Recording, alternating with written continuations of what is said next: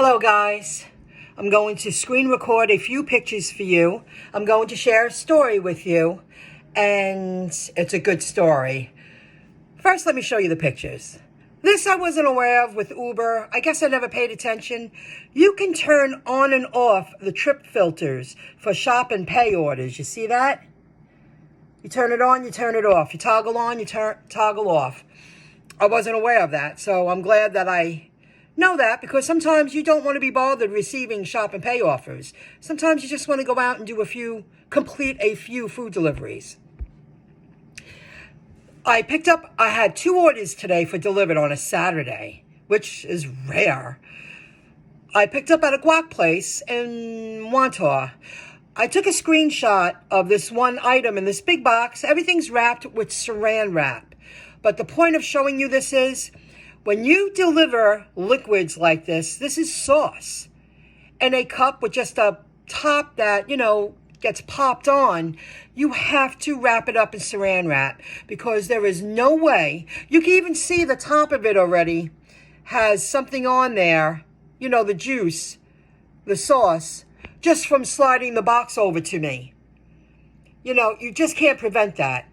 So this is something good to show you that this is the way an item like this should be wrapped up properly to prevent spillage. So at least you can, transport the food to the drop-off without any major spillage. I mean, things happen and things leak. There's nothing you can do about it.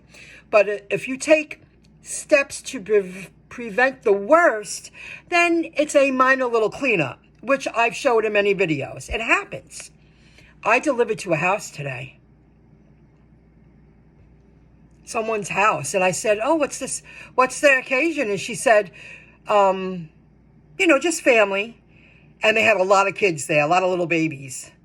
And I guess 4 adults. They were really nice. And I actually walked into their home.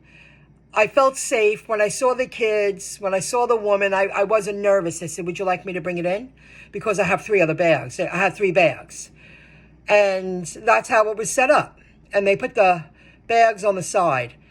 I'll talk about that again in a moment. This I delivered to, it's another home, but it's for exchange students. And this is where they stay.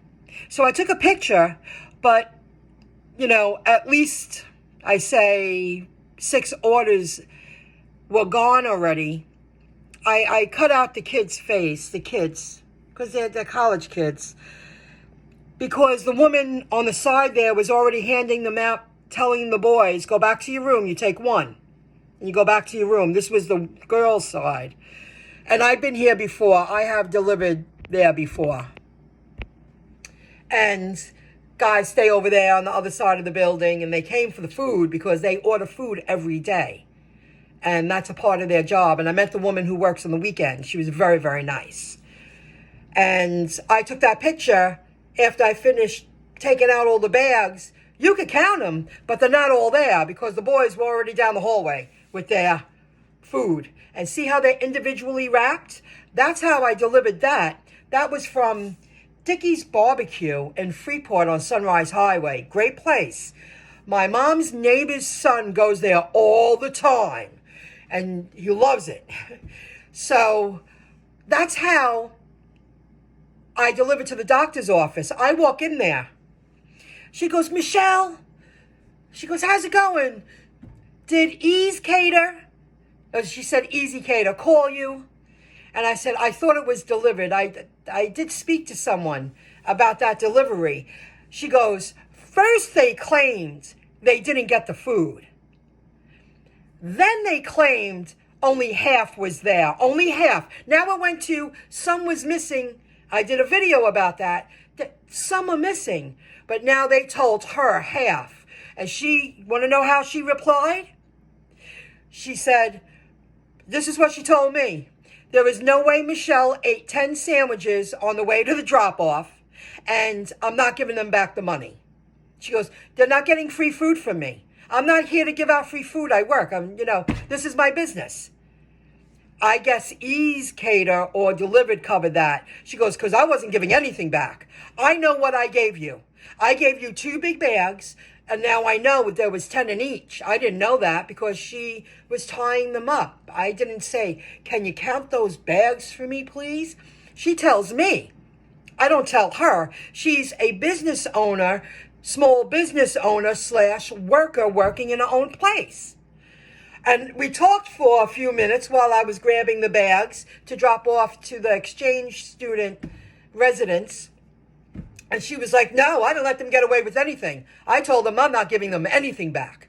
And I stuck up for you. There was no way. She goes, I told them there's no way Michelle ate 10 sandwiches on the way to the drop-off. And then she was talking to someone. I used the bathroom before I left because I had to drive to Farmingdale. I wanted to play it safe. And when I was coming out of the bathroom, she was telling the people there, I guess they were friends or they were waiting for food, what happened, how this doctor's office, see, she said, she said what I said. It's hard to believe that a business tried to pull that stunt.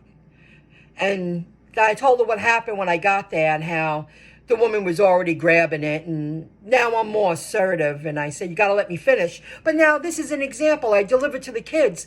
And the woman wasn't being rude. And there were other kids around the table. And they were all so eager. So she started handing them out while I was unbagging them. They didn't wait till I fully unbagged everything to take a picture. So you can't guarantee they're all going to be there. I don't count them when I take them out. They're already grabbing them. And I'm like, oh, this one has beef. And she was like, that's probably beef. Let's open it up. You know, they're individual meals that everybody could grab and go.